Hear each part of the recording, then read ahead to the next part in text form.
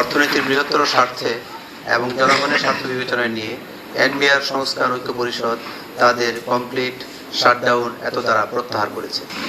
আসসালামু আলাইকুম। আমি প্রথমেই ধন্যবাদ এবং কৃতজ্ঞতা জানাতে চাই যারা এই সংকট নিরসনে সর্বাত্মক এবং সর্বোচ্চ প্রচেষ্টা দিয়েছেন। এটা যৌক্তিক ছিল এবং আমরা এই সরকারের আশ্বাসের প্রেক্ষিতে আমরা যে কার্যক্রম গ্রহণ করছি এটা আমি একটু পড়ে শোনাবো। আপনারা দীর্ঘ এই আন্দোলনের সময়ে আপনারা এই মিডিয়ার যারা ছিলেন তারা আমাদের সাথে ছিলেন এবং পজিটিভ নিউজ করেছেন, এজন্য আপনাদেরকে ধন্যবাদ জানাই। আমি এখন একটু আমাদের প্রেস রিলিজটা একটু করছি।